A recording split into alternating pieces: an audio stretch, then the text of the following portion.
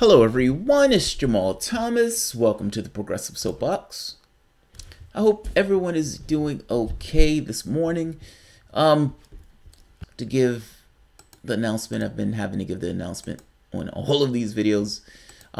Super Chat is disabled. However, the little link at the bottom in the description box would allow you to give an alternative to Super Chat. And that alternative will still, it would give you an announcement, but the announcement would be this little thing that would show up. That said, Facebook. So Facebook has gone through the process of mass deleting of pages and accounts. Now, they're doing this because they're saying there's suspicious behavior, and this suspicious behavior looks like Russian meddling to us. Congress jumped on and says, hey, we knew it! Russia is meddling in our elections once again. Russia is, they're all over the place, these crafty Russians. We're conflating meddling in the elections, I think. At least I'm saying it. I strongly think, and not just saying think. I know that the terminology that we're using in this is intentional conflation. I want you to see what they're calling Russian meddling. There are 2 points to this.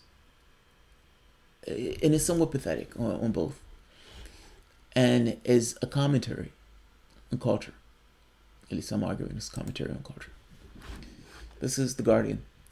Facebook deletes accounts over signs of Russian meddlings in U.S. midterms. All right, let's see what they're calling signs of meddling. On Tuesday, the social media network removed 32 pages and accounts from Facebook and Instagram that were pushing American political stances and organizing events, including protests against Unite the Right rally due to take place in Washington next week. All right, now what they're calling meddling are political stances. All right, fair enough.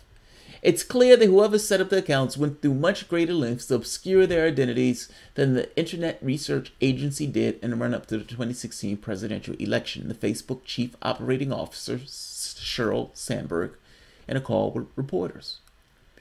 Now, let's see. The people behind the accounts removed on Tuesday, which had a total of 290,000 followers, used virtual private networks to conceal their locations and internet phone service to hide their identities. They paid third parties to spend approximately $11,000 in the United States and Canadian dollars for about 150 ads on Facebook and Instagram. We are literally talking about Facebook ads. At this point, we don't have enough technical evidence to state definitively who is behind this, but they have shown similar activity and have connected with known IRA accounts, said Nathaniel Gleicher, Facebook's head of cybersecurity policy. In one case, a known IRA account was a co-admin on one of the pages for 7 minutes before the account was removed from Facebook. We think it's interesting but not determinative, said Alex Stamos, the company's chief security officer. Stamos said it was not clear whether this was the IRA with an improved capabilities or a separate group. Essentially, we don't know who it is, but it's the Russians. Stamos said intelligence agencies were in better position to make an attribution by combining the technical details from Facebook with their own knowledge of the political motivations and goals of countries that are a threat to actors. So on this, give Facebook credit. Facebook has said, we don't know who it is.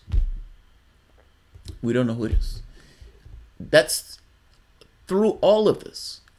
It's set as, we don't know who it is, but it's the Russians. We don't know who it is, but it's the Russians. Now, once you get to the political actors, not the technical actors, the political actors know exactly who it is. In spite of Facebook's caution over attribution, members of Congress who had been briefed by the company this week were quick to ascribe blame to Russia. Facebook, who is it? We don't know. It could be the Russians. We don't know. You go to Congress, it's the Russians. It's the Russians. We know exactly who it is. It's the Russians. It's the Russians that are doing it. Today's disclosure is further evidence that the Kremlin continues to exploit platforms like Facebook to sow division and spread disinformation, and I am glad that Facebook is taking some of the steps to pinpoint and address this activity, said Senator Mark Warner, a Democrat. Now, if you remember, Democrats and tech companies are hand in hand. And the fact that Hillary Clinton lost that election, Facebook was called to account and lambasted over it. Now they're taking proactive steps to remove sites that are pro-progressive and pro-anti-establishment right. Essentially, if you're mainstream, you're all right with Facebook. Let's take a look at this. The Resistor page created a Facebook event for a protest on 10/12 August titled No Unite the Right #2. Admins for the page connected with admins for 5 legitimate pages to promote the event and post logistical information for protesters. About 600 users said they would attend the event and 2,600 expressed interest in attending. We disabled the event earlier today and reached out to the legitimate admins and 5 other pages, said Glacier. Facebook also pledged to inform the people considering attending the protest about what happened. There was also coordinated activity around Abolish ICE, a left-wing campaign aimed at shutting down the Immigration and Customs Enforcement Agency, the New York Times reported. The activity appears to echo Kremlin creation and promotion of black activism pages, such as Blacktivists, like Blackula, but Blacktivists, in the run-up to the presidential election.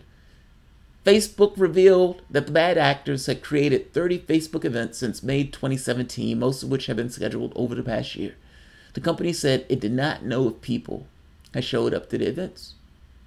Facebook said it would continue to investigate the activity and share any further findings with law enforcement and Congress. Here's the thing.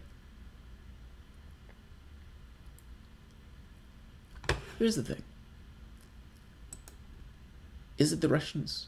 I have no idea. Is it the CIA? I have no idea. And to some degree, it's not your problem. Your problem here has more to do with what's taking place internally in your country. You have Blacktivists. I love Blacktivists. That's awesome. Like Blackula. If Russians created a group that said, we're sick of African Americans being shot. Now, how many people will show up to that protest? Now, compare that to how many people will show up to that protest if, let's say, 100 or let's say 50 less African Americans for that year were shot. I suppose that all of those family connections would be less people who would show up to that protest. Yeah, I suppose that if you had 50 less African Americans shot for that year, you would have several less people who would be willing to show up to the protests. What if, instead of 95% of the wealth going to the top 1%, what if 50% went to the top 1%? If there was an event, something like an Occupy Wall Street, would there be less people there at that event if 50% of the wealth went to the top 1% as opposed to 95%?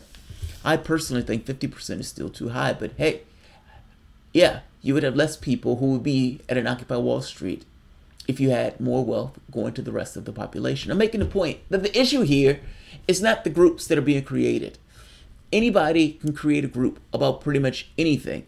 What powers the group is whether or not there's something in a society that is prodding people and incentivizing people to push back against a system to which they deem to be inherently unfair.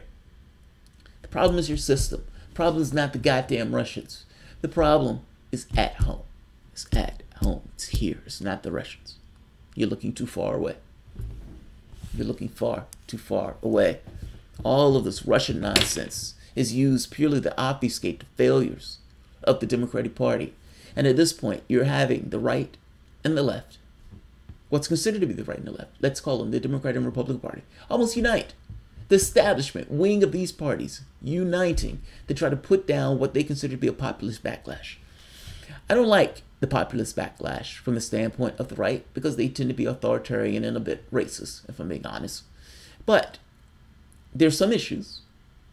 On issues of anti-war, fair enough.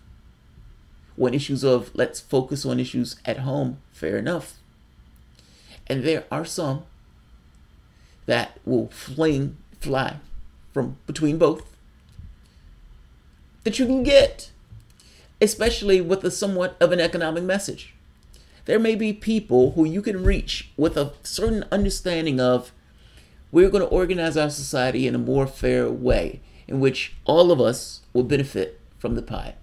All of us are the ones that do the work. All of us do the labor. All of us keep the lights on. All of us keep the trash going. All of us do the entertainment. All of us do these things to prod this society and keep this society going forward. 95% of the wealth should not be going to the people who do not do those things. It should be going to the people who are actually the functional members of the society. That message may resonate. Not with all. But you don't need all. You just need 20, 30%. Yeah. The problem is not Russia. The problem is the way you've organized your society. So I'll leave this here. I'm not going to keep this long. Yeah, I'll leave it here. All right, guys. If you enjoy the content, please feel free to share, like, subscribe. And, of course, you can always support through PayPal or Patreon. Thanks, guys. And